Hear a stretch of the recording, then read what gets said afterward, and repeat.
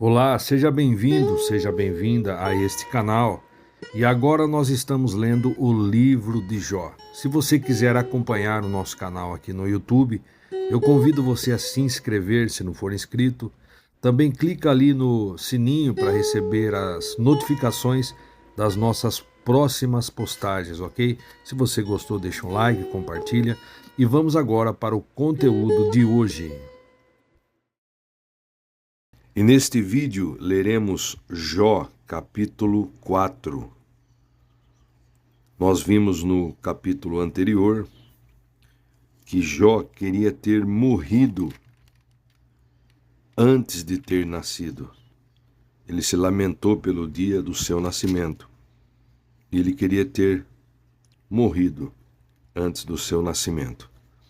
Agora veremos a reflexão de Elifaz, que era um amigo de Jó. Então Elifaz de Temá tomou a palavra e respondeu ao desabafo de Jó. Porque aqui, no versículo 25 e 26, eu vou estar relendo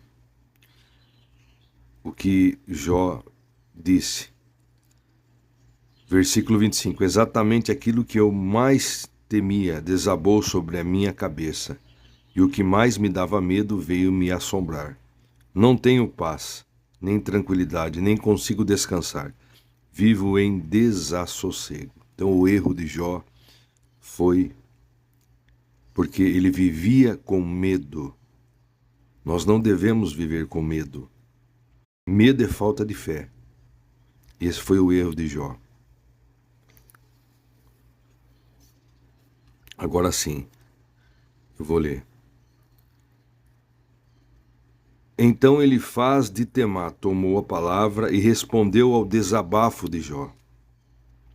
Versículo 2: se alguém se aventurar, oferecer-te um conselho, ficarias ofendido? Todavia, quem pode conter as palavras?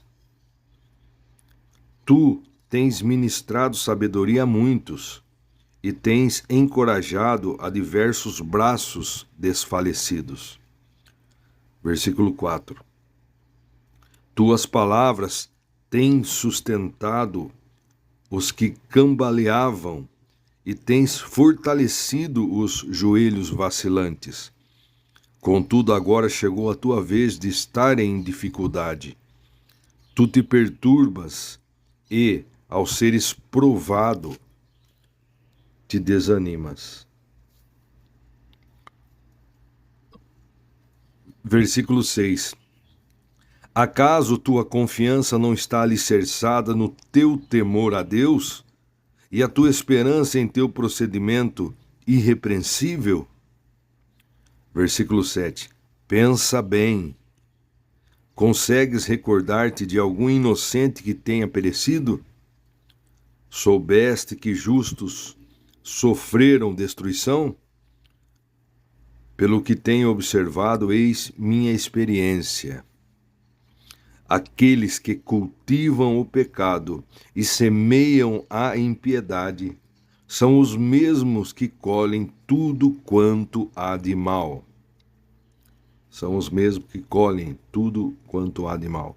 Ora, pelo sopro de Deus são destruídos, pelo vento de sua ira são aniquilados. Veja aqui,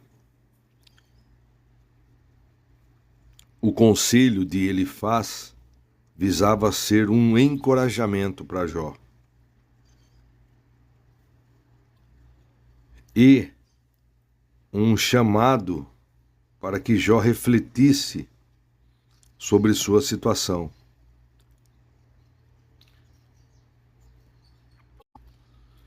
E veja só, Elifaz de Temá, uma cidade edomita, afamada por sua sabedoria, Jeremias 49:7. Esse é o primeiro dos 3 teólogos e amigos de Jó que tentam ajudá-lo mediante a descoberta e correção de algum eventual erro ou pecado oculto. O problema dos amigos de Jó não se achava tanto no que sabiam, haja vista que suas orientações doutrinárias têm elementos de verdade. Mas no que não sabiam, isto é, ignoravam o plano soberano de Deus operando em Jó, como exemplo para a humanidade de todos os tempos. Elifaz demonstra solicitude para com seu amigo Jó. Elifaz encoraja Jó a confiar que Deus se compadecerá dele por causa de sua vida piedosa, ainda que Deus o esteja castigando no momento, certamente por alguma transgressão. Versículo 17, capítulo 5, versículo 17. Tá?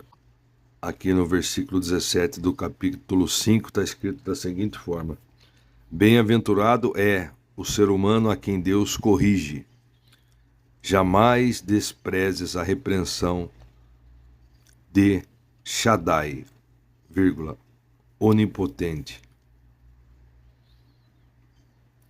Pois é ele quem abre a ferida, mas ele mesmo a trata. Ele fere, mas com suas próprias mãos pode curar. Voltando aqui na leitura, eu estou lendo o rodapé aqui, o que diz o comentarista da Bíblia King James atualizada.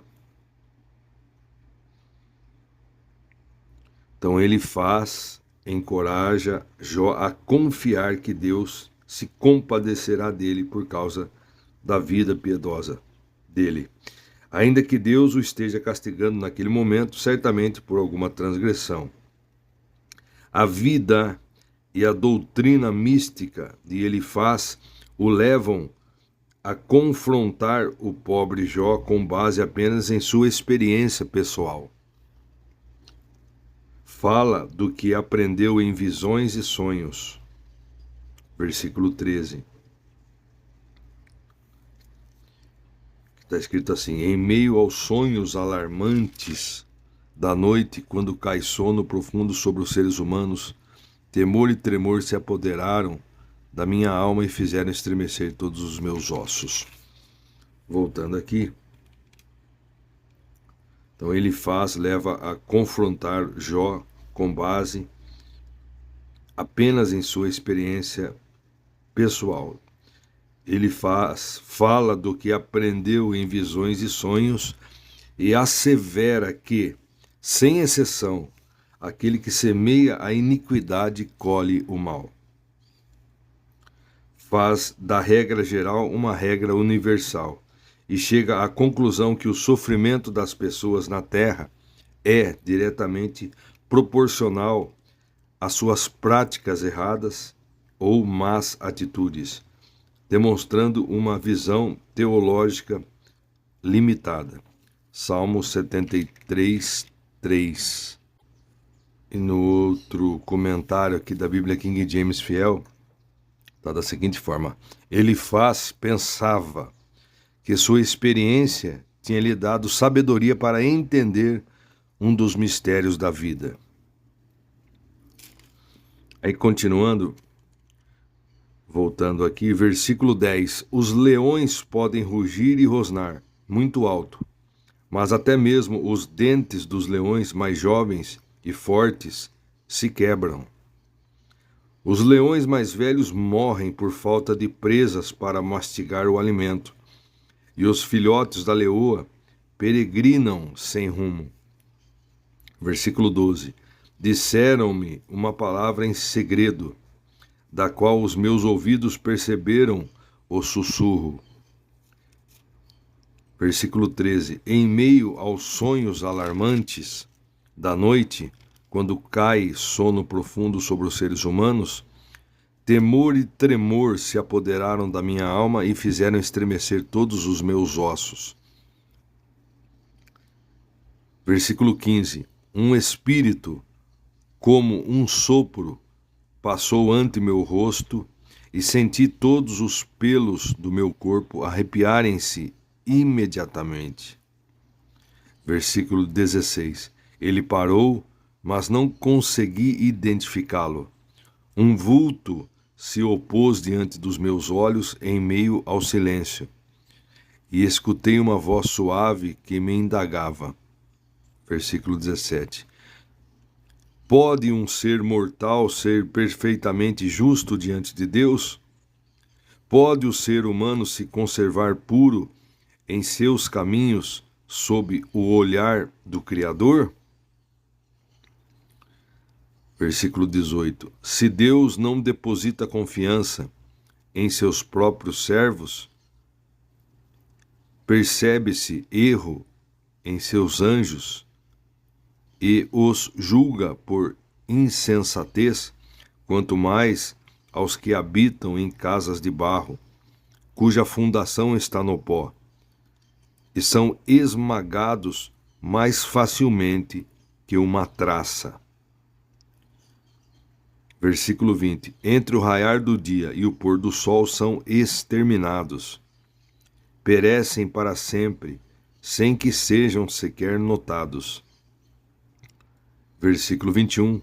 A vida dos seres humanos se acaba, como uma tenda que desmancha ao simples arrancar de uma de suas cordas. E morremos sem termos conquistado a sabedoria. Observemos aqui, referindo-se aos versículos 18 até o 21, aqui o ponto dele faz era que, por ninguém estar isento de pecado diante de Deus, deve-se esperar dificuldades nesta vida, inclusive tragédias e morte. As pessoas precisam adquirir sabedoria vinda de Deus para viver de forma correta diante dele. Então, nesse capítulo 4, ele faz um dos 3 amigos de Jó que vieram para tentar confortá-lo. Ele inicia a sua resposta ao sofrimento de Jó. Ele começa expressando surpreso com a aparente falta de fé de Jó diante do sofrimento, e sugere que Jó deveria se voltar para Deus em busca de ajuda e perdão. Ele compartilha uma experiência pessoal em que afirma ter recebido uma visão de noite na qual um espírito o instruiu sobre a natureza da justiça divina e a inevitabilidade do castigo para os pecadores.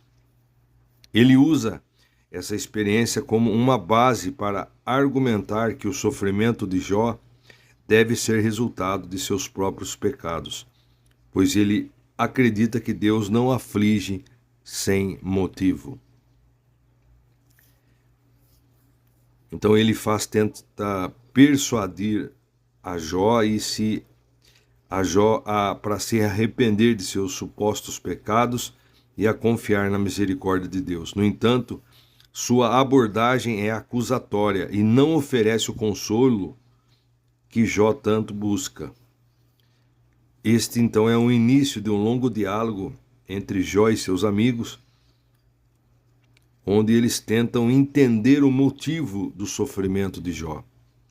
Mas suas conclusões são desafiadas pelas respostas de Jó, que vamos ver ao longo do livro. Mas como eu tinha dito no início, o próprio Jó disse: exatamente aquilo que eu mais temia desabou sobre minha cabeça, e o que eu mais me dava medo veio me assombrar. Ou seja, o pecado dele era porque ele vivia com medo. Eu reforço em dizer, não devemos viver com medo. Medo é falta de fé. Nós devemos viver confiando no Senhor, buscando obedecê-lo, e viver com plena confiança no Senhor.